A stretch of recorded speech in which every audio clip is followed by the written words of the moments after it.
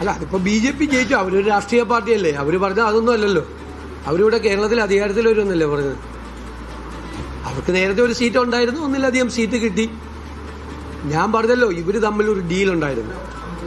അല്ല, ഇവർ തമ്മിലൊരു ഡീലുണ്ടായിരുന്നു. പക്ഷെ ആ ഡീല് അവരുടെ താഴെയുള്ള അണികൾ പൊളിച്ചു കൊടുത്തു.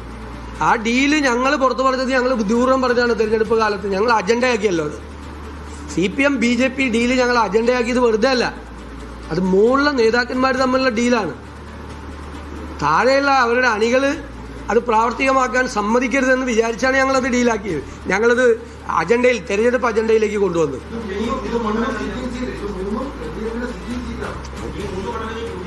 അതുപോലെ ഇങ്ങനെ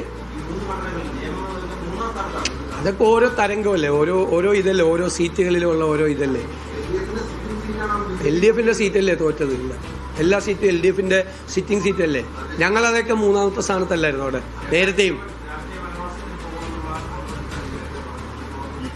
അല്ല അത് അല്ല, അങ്ങനെയല്ല. അത് ഒരു ഞാനത് അങ്ങനെ പറഞ്ഞതല്ല. ഞാനത് ഒരു അഹങ്കാരത്തിന്റെ ഭാഷയിലൊന്നും അങ്ങനെ പറഞ്ഞതല്ല. ഒരു അരാഷ്ട്രീയവാദമാണെന്നൊക്കെ പറഞ്ഞു കുറേ പേര്. ഇങ്ങോട്ട് ചോദിച്ചു, വെല്ലുവിളിച്ചു. ജയിച്ചില്ലെങ്കിൽ വനവാസത്തിന് പോകുന്നു. ഞാൻ ജയിച്ചില്ലെങ്കിൽ വനവാസത്തിന് പോകുന്നു, ജയിച്ചില്ലെങ്കിൽ റിട്ടയർ ചെയ്യുന്നു. നിങ്ങൾ എന്നോട് എപ്പോഴും ചോദിക്കുമായിരുന്നു. ഞാൻ ഇവിടെ വന്നിരുന്ന് ഉജ്ജ്വലമായ വിജയം, കഴിഞ്ഞ 30 വർഷക്കാലത്തെ ഉജ്ജ്വലമായ വിജയം ലോക്കൽ ബോഡി തെരഞ്ഞെടുപ്പിൽ നേടി ഇവിടെ വന്നിരുന്നപ്പോഴും നിങ്ങൾ ചോദിച്ചു അസംബ്ലി തെരഞ്ഞെടുപ്പിൽ ജയിച്ചില്ലെങ്കിൽ വനവാസത്തിന് പോകുന്നു. അപ്പോൾ ഞാൻ എന്താ പറഞ്ഞത്? അവസാനത്തെ പത്രസമ്മേളനം വിളിച്ചു കൂട്ടി എൻ്റെ ജീവിതത്തിൽ, രാഷ്ട്രീയ ജീവിതത്തിൽ. നിങ്ങളോട് പറഞ്ഞ് ഞാൻ റിട്ടയർ ചെയ്യുമെന്ന് പറഞ്ഞു രാഷ്ട്രീയത്തിൽ അല്ലേ, പറഞ്ഞില്ലേ? ഇതേ കസേരയിൽ ഇരുന്നുകൊണ്ടാണ് ഞാൻ നിങ്ങളോട് പറഞ്ഞത്. അന്ന് നിങ്ങൾ ചോദിച്ചു, ജയിച്ചിട്ട് വന്നപ്പോഴും ചോദിച്ചു നിങ്ങൾ. അപ്പോൾ പറഞ്ഞു അതൊരു തീരുമാനമാണ്. കാരണം ജയിപ്പിക്കാൻ പറ്റിയില്ലെങ്കിൽ അത് നമ്മുടെ പരാജയമല്ലേ, നമ്മളെ ഏൽപ്പിച്ചതല്ലേ കോൺഗ്രസ് നേതൃത്വം. നമ്മളെ പ്രതീക്ഷ അർപ്പിച്ച് നമ്മളെ ഒരു ഉത്തരവാദിത്തം ഏൽപ്പിച്ചതാണ്.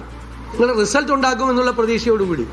എനിക്കിപ്പോഴും ഓർമ്മയുണ്ട്, ഞാൻ പ്രതിപക്ഷ നേതാവായി മാഡം സോണിയാഗാന്ധിയെ കാണാൻ ചെല്ലുമ്പോൾ എന്നോട് പറഞ്ഞ വാക്ക്, ഞാൻ എല്ലാവരോടും പറഞ്ഞത് നിങ്ങൾ റിസൾട്ട് ഉണ്ടാക്കുമെന്നാണ് പറഞ്ഞിരിക്കുന്നത്. എൻ്റെ വാക്കാണെന്ന് പറഞ്ഞു. ഞാൻ പറഞ്ഞു മാഡത്തിൻ്റെ വാക്ക് ഞങ്ങൾ അത് കാത്തു സൂക്ഷിക്കുമെന്ന് പറഞ്ഞു. തിരിച്ച് ഞാൻ മറുപടി പറഞ്ഞു. എനിക്ക് അഭിമാനത്തോടു കൂടി, വാത്സല്യത്തോടു കൂടി എന്നോട് ഇടപെട്ടിട്ടുള്ള ആളാണ് മാഡം സോണിയാഗാന്ധി. അവരോട് പറഞ്ഞ വാക്ക് പാലിക്കാൻ പറ്റി. ഒറ്റയ്ക്കല്ല, ടീമായിട്ടാണ്.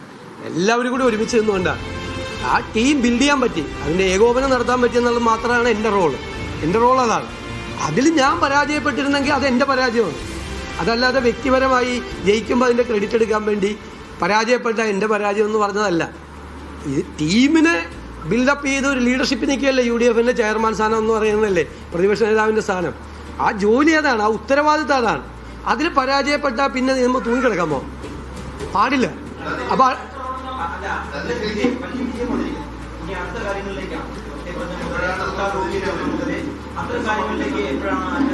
അല്ല, അത് UDFന്റെ ചർച്ചകൾ തുടങ്ങും, വളരെ പെട്ടെന്ന് തന്നെ തുടങ്ങും UDFന്റെ ചർച്ചകൾ.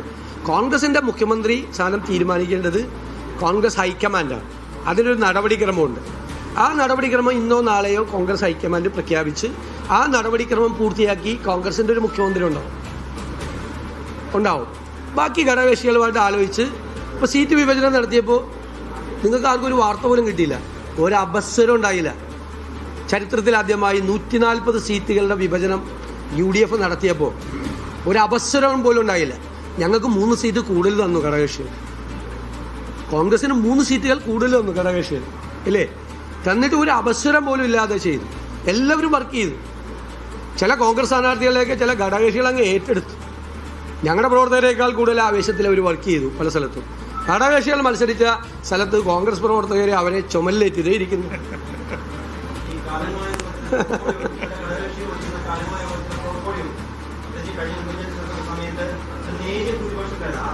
അല്ല, അതിലേക്കൊന്നും ചർച്ചയൊന്നും അതിലേക്കൊന്നും ആയിട്ടില്ല. മാത്രമല്ല, അതൊന്നും ഒരു പൊതു ചർച്ചയ്ക്ക് വിധേയമാക്കേണ്ട കാര്യങ്ങളല്ല.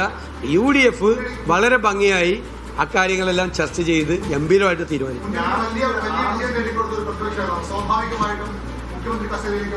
ഇല്ലില്ല, ആ ചർച്ചയിലേക്ക് പോകേണ്ട കാര്യമില്ല. ആ ചർച്ചയിലേക്ക് പോകരുതെന്ന് പാർട്ടി പറഞ്ഞിട്ടുണ്ട്. അത് ഹൈക്കമാൻഡ്, ദേശീയ പാർട്ടിയാണ് കോൺഗ്രസ്.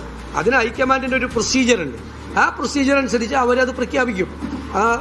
ഞാൻ അതിൻ്റെ വിശദാംശങ്ങൾ പറയണ്ടല്ലോ, അവർ പ്രഖ്യാപിക്കും. അതിലേക്കില്ല, വളരെ പെട്ടെന്നുണ്ടാവും. അങ്ങനെ വൈകിക്കാൻ പറ്റില്ലല്ലോ ഈ തീരുമാനം.